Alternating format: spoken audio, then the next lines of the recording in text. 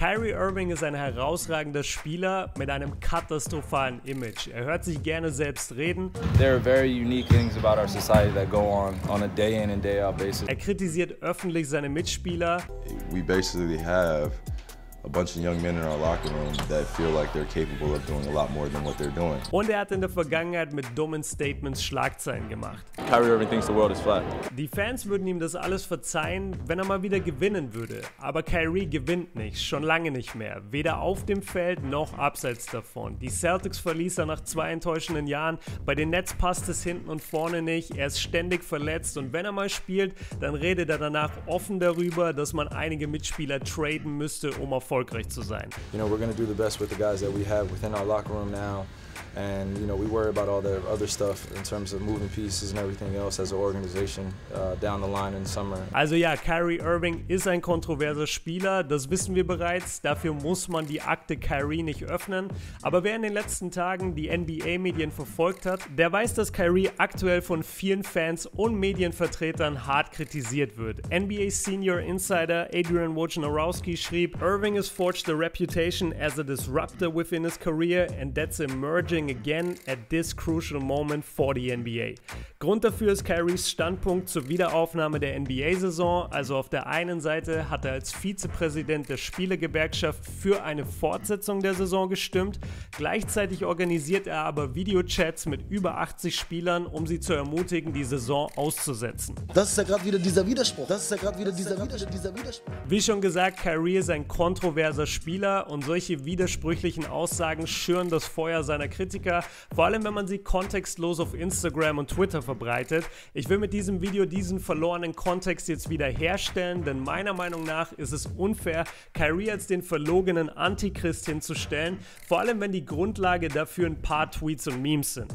Lass uns erstmal eine Sache festhalten. Die USA erleben gerade den größten öffentlichen Aufschrei gegen Polizeigewalt und Rassismus in der Geschichte. Damit will ich das Civil Rights Movement, die Riots in Los Angeles und die vielen Proteste der letzten Jahre nicht kleinreden, aber die Aufmerksamkeit, die das Thema durch die Ermordung von George Floyd im Jahr 2020 bekommen hat, übersteigt alles bisher Bekannte. Hunderte, wenn nicht tausende Proteste wurden in verschiedenen Städten der USA und Ländern weltweit abgehalten und darunter fanden sich immer wieder NBA-Spieler. Sie führen diese Proteste an, halten Reden, dienen als Identifikationsfiguren und Anführer. Bei schätzungsweise 75% schwarzer Spieler steht die Verbindung zwischen der NBA und dem Black Lives Matter Movement außer Frage. Und an der Stelle ganz kurz, absolute Solidarisierung auch von mir gegenüber Black Lives Matter. Ich weiß, ihr wisst das schon, dieser Kanal feiert und idealisiert schwarze Spieler in fast jedem Video, aber eine Person of Color muss nicht erst Profisportler werden, um akzeptiert zu sein oder Rapper oder Schauspieler. Black Lives Matter bedeutet, dass jede Person mit dunkler Hautfarbe zählt, nicht nur die, die wir aus dem Fernsehen kennen. Ich würde mir wünschen, dass wir hier in der Community ein Bewusstsein für dieses Thema entwickeln. Die meisten von euch werden das schon haben, aber nichtsdestotrotz.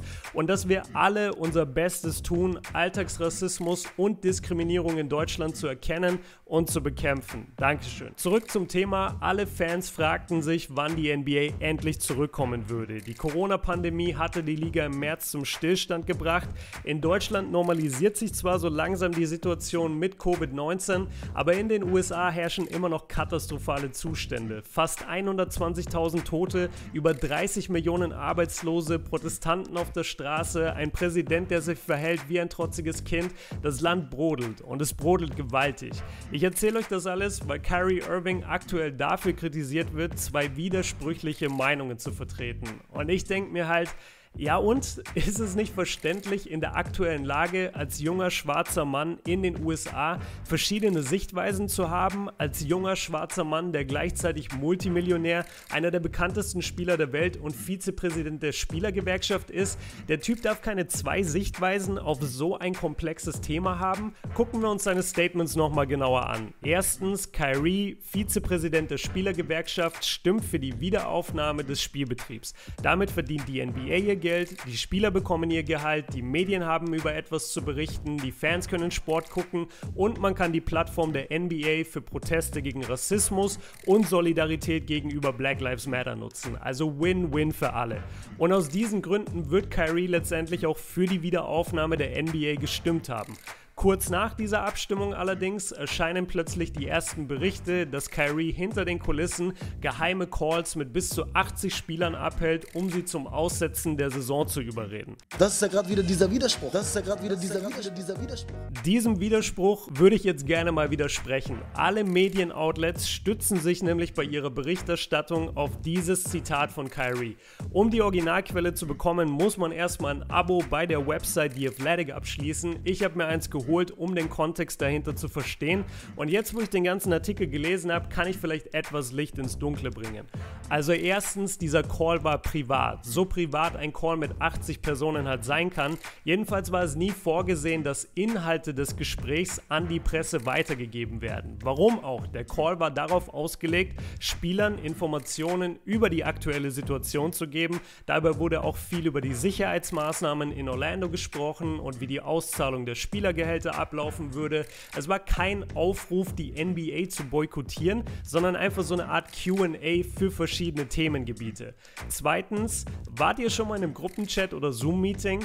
Man tauscht sich dort aus, man brainstormt, man geht mögliche Szenarien durch, es werden Dinge gesagt, die aus dem Kontext gerissen ganz anders rüberkommen, als sie in Wahrheit kommuniziert wurden. Es ist deshalb ziemlich lächerlich, sich auf ein Zitat aus so einem Meeting zu stützen.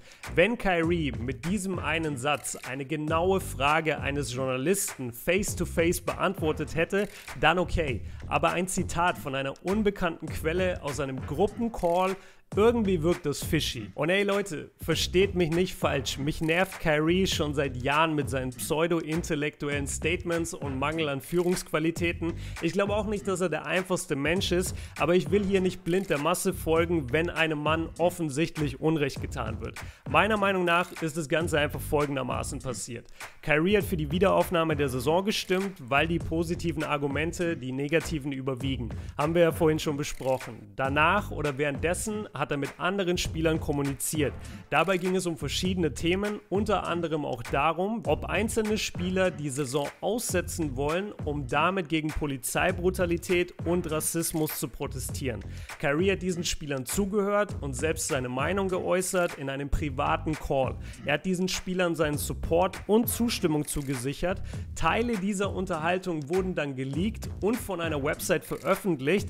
Daraufhin bauschten alle Medienoutlets das Thema so auf, dass Kyrie NBA-Spieler aktiv dazu aufruft, die Saison zu boykottieren, was einfach komplett falsch ist. Die eigentliche Meldung in den Nachrichten hätte lauten müssen: Kyrie Irving stimmt für die Wiederaufnahme der Saison, kann aber auch Einwände einiger Spieler verstehen und unterstützt sie deshalb dabei, von ihrem Recht, die Saison auszusetzen, Gebrauch zu nehmen. Fertig.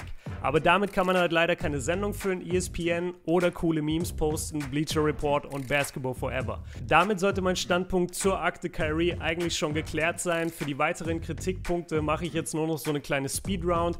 Nummer 1, Kyrie wollte erst mit nach Orlando, aber als die NBA Nein gesagt hat, entschied er sich dann zum Boykott aufzurufen. Bullshit. Zeig mir eine Quelle, die das genau so belegt. Und damit meine ich keinen Ex-Spieler, der sein Statement mit "Ey, ich habe ja gehört" anfängt. Sicherlich war Kyrie sauer, dass er nicht mit dabei sein durfte, aber ob und inwiefern das mit seiner Entscheidung für den Support der anderen Spieler zusammenhängt, ist reine Spekulation. Nummer 2, Kyrie sagt nur, er würde zu Hause bleiben, weil er aktuell bei keinem Contender spielt. Da ist auf jeden Fall was dran. Es ist viel leichter nicht zu spielen, wenn man noch jung ist und dieses Jahr sowieso keine Chance auf den Titel hat. Meiner Meinung nach ist der Protest während der Spiele auch viel wirksamer, als die Saison einfach nur auszusetzen. Aber diese Frage muss sich jeder Spieler selbst beantworten. Aber ja, nachdem er gerade bei keinem Contender spielt, fällt es ihm natürlich leichter, in diese Richtung zu tendieren.